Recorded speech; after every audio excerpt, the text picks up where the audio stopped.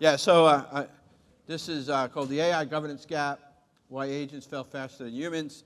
In other words, it's the 30-minute version of the 7-hour version I did yesterday, so in the workshop. So we'll have fun. Okay, AI doesn't fail like humans. It fails at machine speed, right? Okay. A little bit about myself really quickly. I'm probably most known for one of the founders of the DevOps movement. I was the only American in the first DevOps day. I co-authored the DevOps Handbook. I've written a lot of books. I've done a fair amount of startups, sold a company to Docker, sold a company to Dell, so did a couple of things.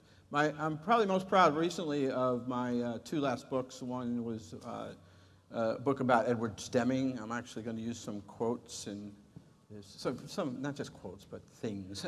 And then my last book is The History of AI. Some of you had the opportunity maybe to get the book. If you did take the book, please read it. And just a bunch of other stories and books. And yeah, I've done a lot of stuff. I've been in executive roles for Exxon, Red Hat, Dell. Like I said, Docker was one of the earliest. I was the old guy at Chef. Hey, there we go. Hello. Anyway, yeah, that's enough about me. That's my LinkedIn right there. One thing, I'm very accessible. You know, I love to chat with people. So, like, if you think something I said was really stupid, go talk to somebody else. No, only kidding. Ping me on LinkedIn. Normally, what I do is I just throw out, my calendar and I say, grab some time and let's get on a call. Anyway, I do have. I wrote a book about the history of AI. This is the last sort of pitch, all right? I went ahead and wrote the book about AI, and then I live in a small college town, and I was asked to do an extended learning session on the book, and I really found there was a lot more in this learning session, and it wasn't videotaped, so what I did is I went ahead and, I'm sorry, I got to set my watch here just so that I don't screw up on the time. Anyway, so I decided to make a video version of it, which means it's going to be live, it's free, it's pretty fun. It's the history of AI. It'll be 8 weeks, and it's free, right? So I think you'll enjoy it. I mean, I would read my book first, but yeah. So really, I think when I think about like what we're doing in an executive session yesterday was very nuts and bolts. Right? I talked about the governance gap. I went into a lot of gory details, and but today I want to like the executive track, right? Is what does this all mean from an organizational change structure? And again, in 30 minutes, I couldn't go into organizational behavior, organizational design, but I will say that one of my favorite quotes all time is from Edward Deming, a bad system will beat a good person every time. The adage is bad systems beat good systems. What's a bad system? It's all the human structure we put around systems. And so we talk about prompt injections, we talk about data poisoning, we talk about hallucinations. Guess what, sports fans? That's human created. That's not the LLM. LLMs don't hallucinate. They basically vectorize and do geometric math to give you answers on what they got from us. All right. So, but I would say that bad system will be a good security team every time. So I'm really concerned about agentics and governance. I think we're in a dangerous area. One thing I said in the workshop yesterday is anything I say here, don't construe that I'm anti-AI, because I am definitely not. I'm all in. But I'm pretty concerned about regulated industries and agentics, right? And so that, a lot of the work we did yesterday, we did some workshops. Rogue agents, I do a lot of work on rogue agents. I'll talk about a couple here. I've been tracking them for about a year and a half, 2 years. And I'm trying to put it in perspective of what is sort of audit, governance, GRC mean for all this stuff. How do we do this? Was anybody in the Fidelity presentation earlier? Yeah, I mean, one of the things that's interesting, and I'll run out of time, it's what it is. He talked about the FINRA Rule 2210. He said, you cannot hallucinate. That's wrong. That's not what FINRA 2210 says. It says that basically you better show that if you give financial advice, that you've done work to make sure that financial advice is as accurate as possible. And that's whether it's human or AI. Right? And that's sort of the thing is, if we're going to let agents make decisions or do transactions, we're not going to guarantee that they're not going to be wrong. Ain't going to happen. But what we need to guarantee is that we did everything in our power to have a framework, a structure, a paved road for whoever built those things to be able to show, well, here's what we did, and then maybe you still get a fine, but you can prove sort of the black swan theory, right? So There's an interesting research paper that came out end of last year called Agents of Chaos. And what was interesting, we talk about hallucinations, but there's this phenomenon in agents where not only the ingress can be wrong to an agent, prompt injection, data poisoning, just sort of not well expressed question, an ambiguous question, or conflicts in the question, or conflicts in the data. But then the actual agents might make mistakes, like they might say, hey, by the way, I deleted that database. And it didn't. Or those services are still running. Oh, good, I don't have to do anything. Or it truncates the actual output of the description of what it did, and the next step just interprets half of the information. How does that work, right? Or the date's wrong, and 10,000 becomes 100,000, right? So it's a really interesting paper. And the thing is, yesterday in the workshop, I think there was, hopefully if the gentleman's in here today, it seems at the end I got to a slide, and it was like 6 tools, and I had this slide in here, and I could tell he was frustrated because he wanted me to tell him how to do it. Here's the good sports fan. Anybody who tells you how to do it now is lying to you, right? The thing is you have to figure. People ask me, say, John, what's your definition of an agent? And no disrespect to all the brilliant people here today, but everybody put up a slide today and said, this is what an agent is. They lied to you. You know why they lied to you? Because it doesn't matter what they say. It matters what you define an agent as. And that's really important. There's a Gartner or CrowdStrike or the smartest person in the room tells you what an agent is. You have to figure out what an agent means to you and how you're going to build that and how you're going to build trust and governance. And what do? You want to protect the brand. So there's the golden sort of circle from Simon Sinek, right? The why, how, what, right? I can put this to Deming, but the question I have is, like, I think we've always had, we own the why. We own the what. What's the what? We got to explain what we're doing. We build a system. Why are we building a system? But sometimes we've delegated the how to vendors, to consultants. I don't think you can afford to do that right now. I think you have to figure out the why. So back to my story about the gentleman who was frustrated. He was like, you could tell it's like frustrated. And I've taught and trained to more, probably 15, 20,000 people over the last 40 years. And I could tell their face that he was one like, Don, I've been here all day. I've been listening to this fool, and when is he going to tell me how to do it? And when he asked, I said, I'm not going to tell you. You got to figure out the how.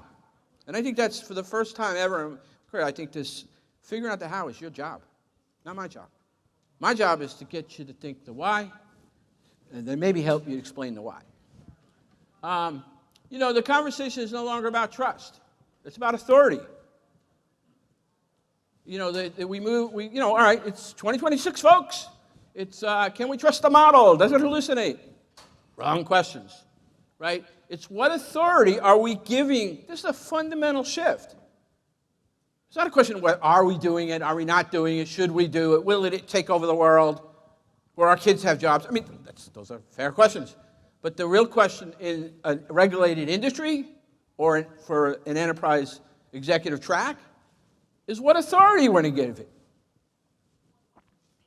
And so some of the data points, I had this slide, I updated it yesterday or the day before for the, it's 81% of enterprises are now deploying AI. But here's the thing. Only 25% have responded to mature governance. There is a disconnect, blatant disconnect between the amount of speed and the amount of emphasis we're putting in AI, whatever. You can call it slop, it's not all slop. And what we're trying to do to make sure it doesn't sort of destroy our brand. And, and I use the word destroy brands purposely because I've been in operations my whole career. I'm one of the founders of DevOps. I am the quintessential O in ops. And what O means to me is protect the brand at all cost, right? I care about startups. I've done startups, but what I care about is regulated industry, highly regulated. And IBM does a great job on the breach report. It hovers around 5 million. Mileage varies, right? The cost of a breach. But the thing is, I was talking to my friend Topo Powell. He was the first. We wrote a paper and a book together called, basically we created a genre called DevOps Automated Governance. There was a book earlier called Investments Unlimited. It's a fictional story about it. But the idea was to put digitally signed out stations in a software supply chain so that you could basically have tamper-evident information, so an audit doesn't take 6 weeks to 8 weeks a year having phone conversations arguing what's in a ServiceNow record, right? No, it's an immutable attestation. I was talking to them the other day, and we were talking about, like, what does this all mean now when we have unlimited knowledge at hyper speed and we not really don't have clarity on delegated authority? I mean, and I'm going to show you some rogue examples. And I would contend that the large enterprise, the regulated industries, are not disclosing their rogue events. We'll find them out. They're going to happen. We'll find out the Equifax breaches, and I got another slide later where I give 3 predictions of the future based on 3 past regulated industry breaches. This is an interesting one. This is the Equifax breach. So Equifax breach, again, this is like 2014 or 2012, whatever, right? It was a Struts 2 vulnerability, Java, like Struts 2 is this murderous thing that happens all the time. But maybe we'll get like Claude Code to rewrite it finally. But so the breach was, so here's the thing. The adversaries were in Equifax for CrowdStrike said at least 6 months. But they also admitted that they rotated their logs for 6 months. So it probably was a year. So there was some really intelligent black hat hackers who had a lot of experience on what tools, what a Struts 2 vulnerability can do, how you could inject into it, how would you use something like Nmap or Metasploit to get to it. I mean, a lot of knowledge. These students basically put a simulated environment that was identical, and it was a limited scope. It wasn't Equifax. They put a simulated environment and just said, breach this system. It took 54 minutes. That's all it is, breach the system. And they set the conditions. They had an encrypted password. They had one of the passwords was a password to a MySQL database or an Oracle database. And then, all the things happened. But the fact that all they had to do is give it a 10. And like I said earlier, like that expertise was minimally 5, probably 10 years for a black hat hacker. Now any one of you can basically run that breach, right? And here's the thing. The day when that was announced, the next day they had a $5 billion market cap loss. They recovered. So if you work directly with a CEO, you want to remind them that they do not want to be on the front page of the Wall Street Journal that would be responsible. And you're not going to be able to say, like another takeaway from this is, oh, the agent did it. It's not going to be an acceptable answer. This one scares there's something about, like, I think now the new, normal accidents are reading system cards of new models. So, like, every time, OpenAI puts out a new model, they have a system card. It's usually a bunch of red teaming testing of their model. And the Opus 4.6 had a frightening, frightening story. Right? In my longer version, I said this is basically 2001 Space Odyssey HAL, which is basically they set up a simulation to be a benchmark while they were system testing Opus 4.6.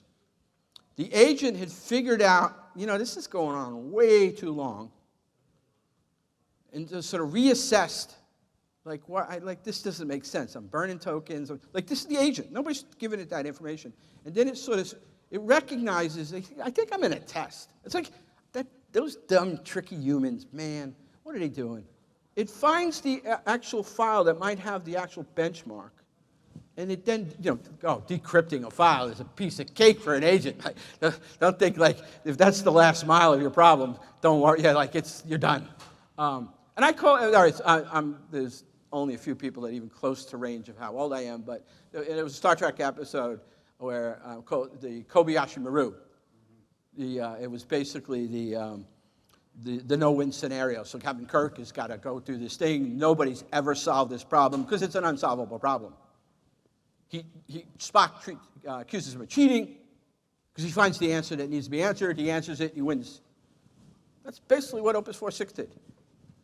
They found the answer they wanted, gave it the answer, stopped doing with this silly search thing. So the shift is this idea of an operational authority shift, right? All right, we're in the AI realm, right? So that's the starting point. I'm not here to tell you go or no go on AI. The assumption is you're some form of go. So how do we move from assistance to agents to autonomy? And we need to be clear about this. Remember I asked you earlier, John, what's your definition of agent? Wrong question. It's your definition of an agent. Are those three things just an agent? Well, assistants probably not. But certainly, what's the difference between agents and autonomy? Well, we'll go through that. Right? So, assistants pretty easy. In general, and these are generalizations, they're basically assistants. They're giving you information, but they don't have the sort of capability to execute things. Co-pilots, all those things, right, that we've been using. RAG-based documentation knowledge systems that we've built spectacularly. But an agent moves us more into behavior, right? We shift from assistance to agents, especially shift from observation.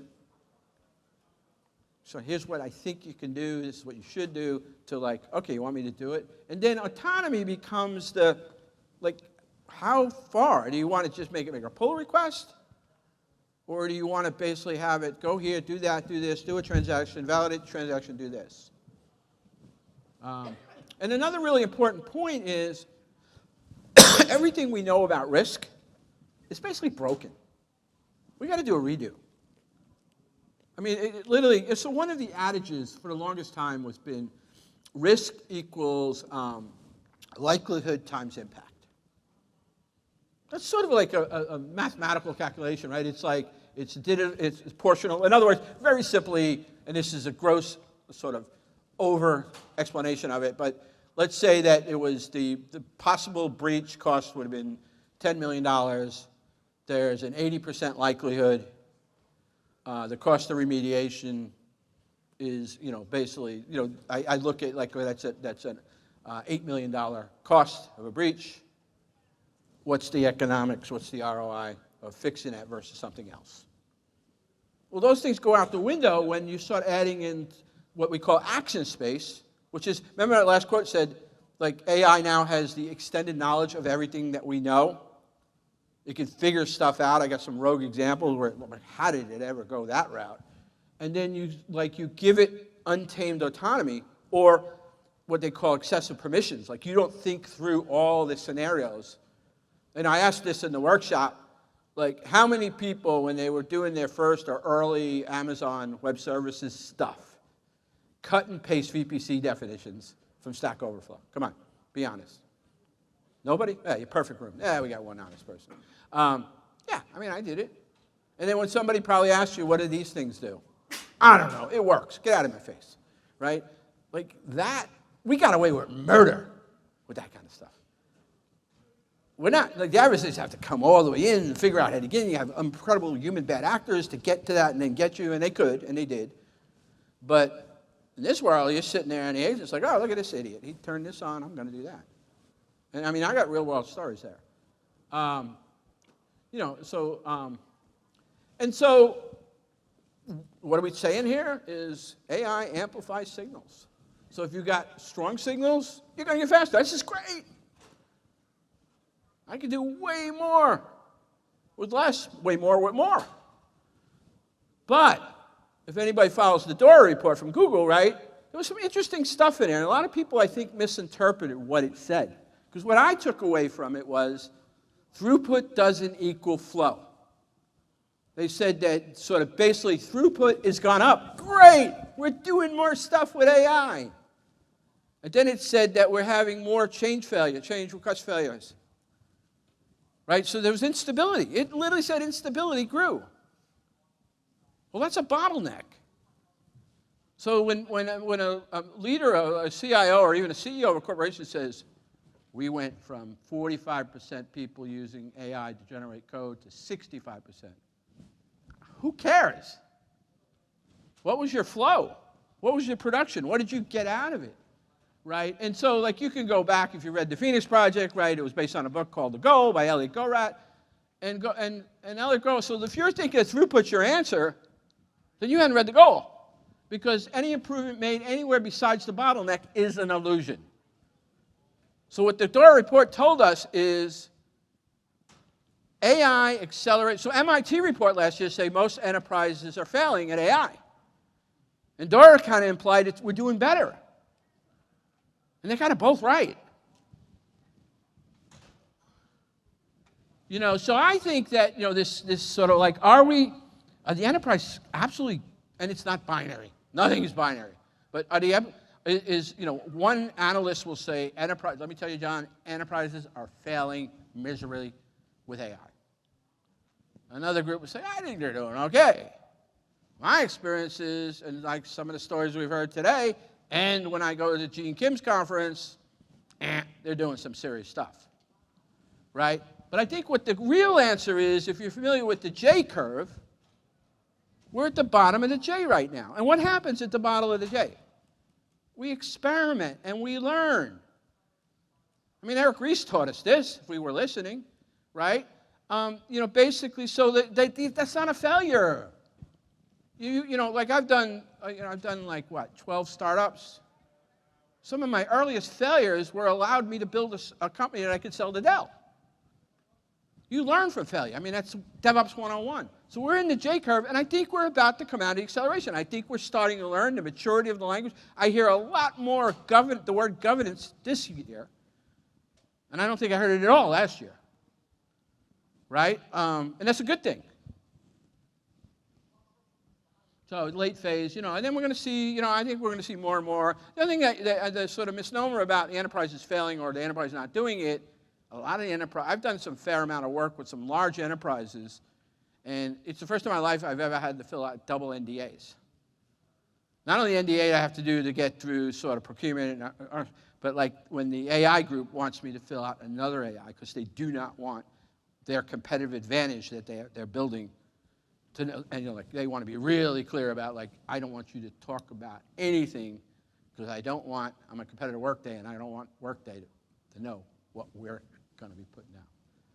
I kind of gave away some of it, but and then there's the operational services, surfaces, right? So again, going back to the operational authority shift, and I'm going to kind of apologize, but not apologize for condensing all this down to 30 minutes. You should have been in my workshop yesterday.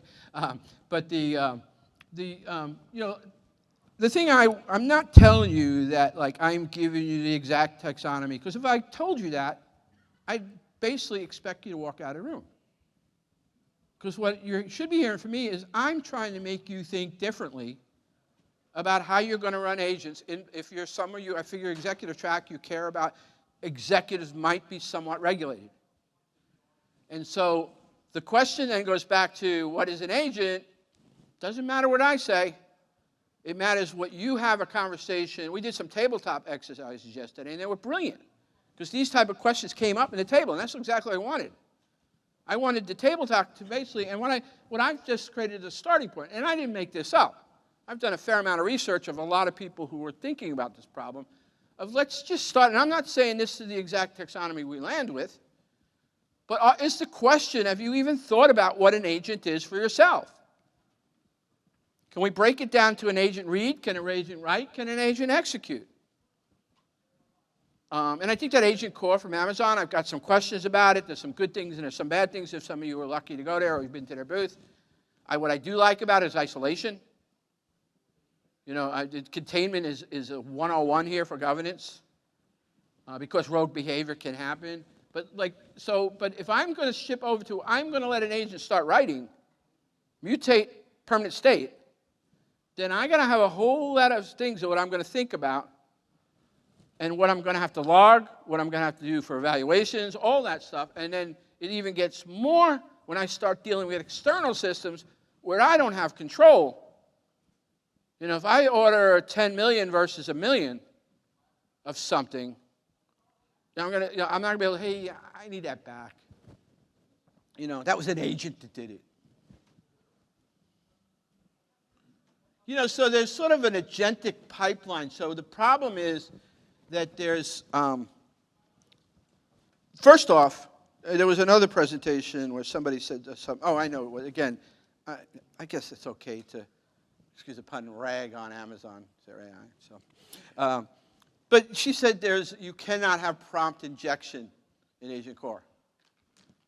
I think Mark Higgs is going to get mad at me for calling out another sponsor. That's nonsense. How do you get data in? How do you build an agent that doesn't have any data? It's got to come from somewhere. So that data, by definition, it's coming somewhere else, it can be poisoned. It can have prompt ejections. So anyway, the point of that is data is the starting point, whether it's an API call, whether it's a reg, whether it's a PDF document that's put in a reg, or it's just a PDF document, or it's a screen print. The adversaries know that you're doing that. I mean, there's some famous stories out there where a large audit company disclosed what public documents they were using to build a sort of a GPT version of an audit that they gave to their customers. What do you think the adversary said? Oh, thank you. I don't even have to break into your place anymore. I just poisoned that PDF document. And now I can get, one of the scariest prompt injections is like a 0-byte escape. It's actually not too different than the old Java Jakarta struts 2. When it runs on a system, it escapes out, and then basically, if it's on a system that can do anything, or a system that can do things to find other systems to do anything, it's off to the races. So the point is, you have to start thinking about the pipeline as, first off, you trust no data. You trust nothing, right? And then you have to look at data quality, labeling, sourcing, where'd it come from? Are you running sort of cleansers against it? Are you actually running ground truth against the data? Are you asking pre-questions before you put it into the agent? Are you doing a transformation? Where's it coming from? And then before it gets into, me and Shannon Leitz, who's one of my mentors, we're calling it the context manifest. It ultimately is the context window, because the context window is the security boundary. It's where all the fun stuff starts for an agent. All the ingress, all the egress.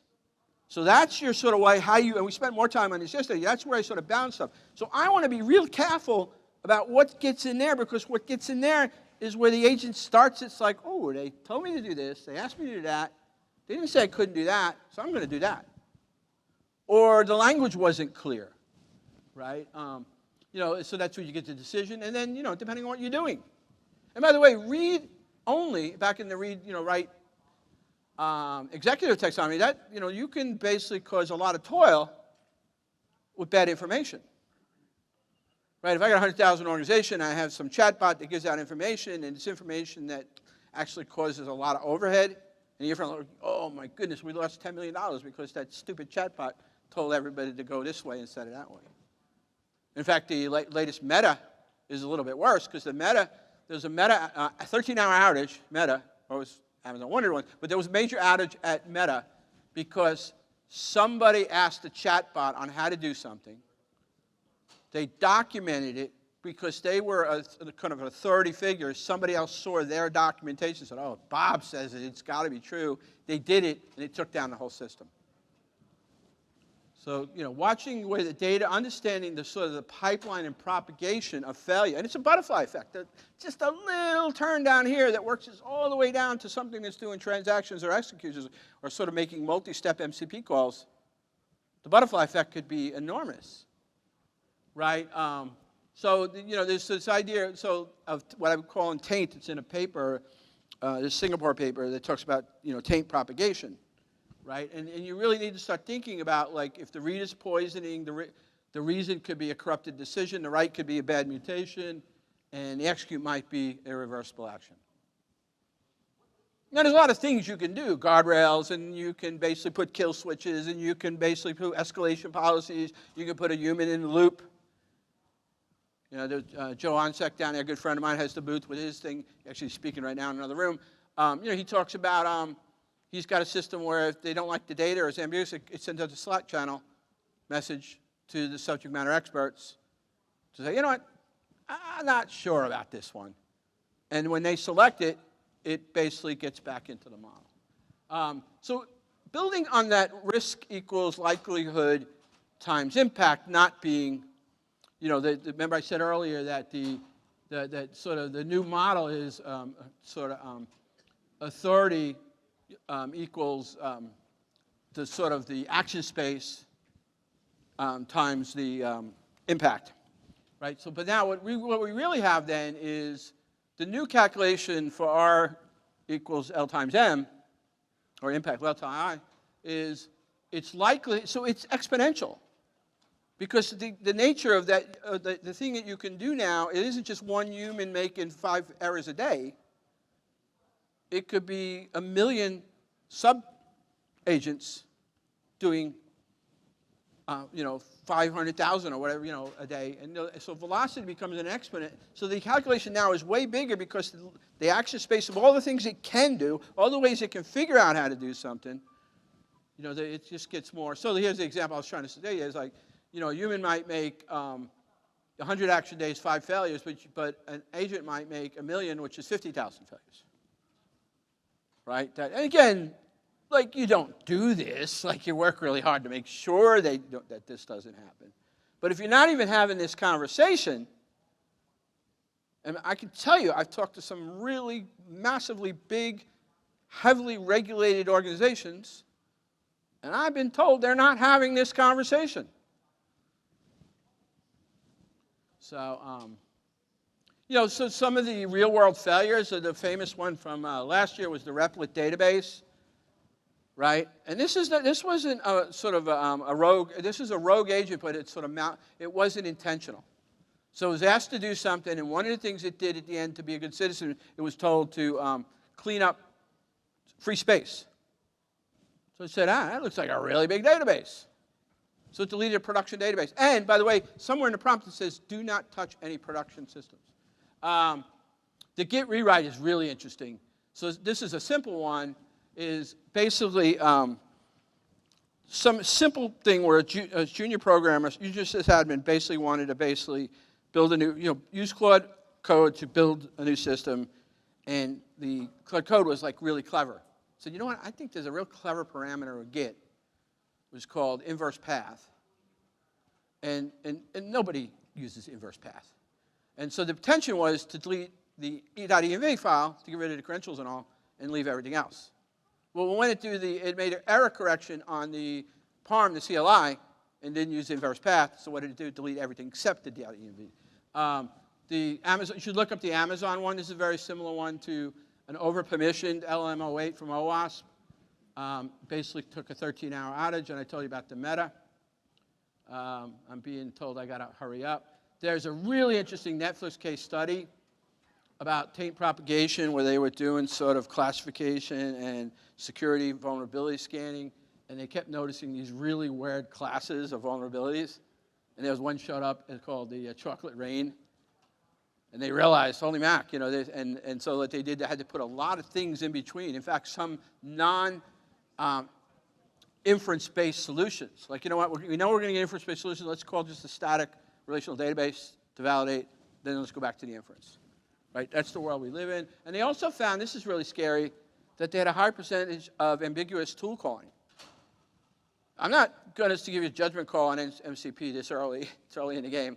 But the point is, if you're tracking decision-making by an agent for what tools it calls, you probably will find what Netflix found is, probably 95%. I don't want 95%. I don't want 5% of bad tool calls. Right? Finally, just to sort of wrap up here, the last piece of all this is the way that you have to drive this is really twofold, and it's orchestration. And orchestration today probably means, unfortunately, Kubernetes, but and maybe that'll change someday. But Kubernetes is the game, so a platform.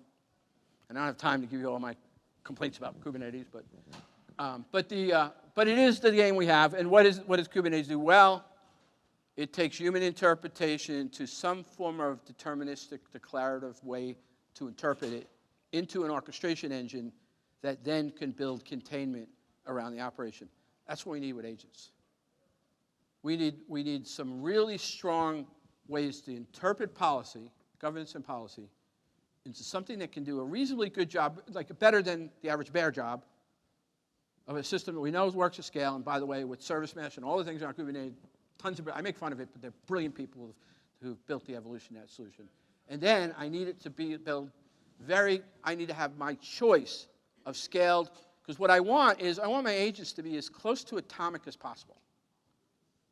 Right? I want them to do one thing and one thing only. I don't want them to have any escape value. There's one thing I really like about the Amazon Agent Core is it had that atomic capability using Firecracker. But you need to have that, whether it's Agent Core or your own. And Kubernetes is a good place. So orchestration is a really good place. Platform engineering is king for agents. It doesn't have to be Kubernetes, but if you're not using a system out of the box like Agent Core or Bedrock or whoever's, then then it probably is Kubernetes. Again, read, write, author. One couple last thing is, this is the screen that gentleman got upset at me about. Like he wanted the answer to this. I'm like, this is what you got to think about. If I'm going to use the agent, I need to have a tool allow list. I'd be real specific. Again, I'm promoting Agent Core. They should probably pay me. But they actually had that in the solution. So there's really good things there. I need very fine-tuned credential scoping. I need to identify that an agent is somebody, but it isn't a human. But it is a inherent delegation from properties from a human. And OAuth has that capability. Spiffy has that capability.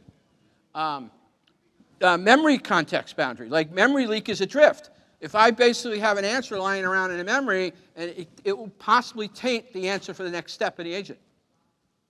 So I got to be really good at context. That's why that context manifest is a clear idea. I need to really bound and understand what memory leakage could happen. Retrieval, again, like we can go on and on, but the data is king. Where are you getting data? Logging, no substitution. You have to have an audit trail. You have an audit trail of everything that happens. Think of how we did with microservices, how we used OpenTel and all the sort of distributed tracing technologies. We need a version of that for agents. And even more so, not only all the things that the agent did, but I need to actually do evaluations on decisions that agents made. Why did you use that tool? Because I'm in an audit, I'm going to have to explain that. And replay is going to be tricky. Let's see, I think this is good, but MITRE, I would definitely look at the MITRE. The MITRE Atlas is pretty awesome. The Atlas machine learning, they're like, just shortly, one of the go-tos for all this stuff is OWASP right now. OWASP LM Tab 10 is necessary one-on-one reading. They have an agentic. They've done amazing alignment with MITRE, MITRE Attack, and MITRE Atlas. So MITRE, the difference with OWASP is they tell you prompt injection is bad, here's all the things. They say excessive agency, which is giving too much permissions. What MITRE does is they actually give you example attack chains. This was the endpoint one. Somebody posted this the other day where OpenClaw started deleting the guy's emails, and he couldn't stop it. This was the Meta Sev one, and let's see, let's go ahead and, yeah, I like the organizational behavior stuff. Ross Ashby says variety, it's called Ashby's Law, a variety absorbs variety, which just means you've got to have a defense that can match an offense. It's that simple. But economists use this, world economists use these principles. You're going to have, if you have too strong a defense, you're going to go slow. If you have too strong an offense and too weak a defense, you're going to get chaos. That's that. Oh, can I tell one story? 1 minute? 1 minute. All right, going to go real fast. This is the thing, the closing prediction stories.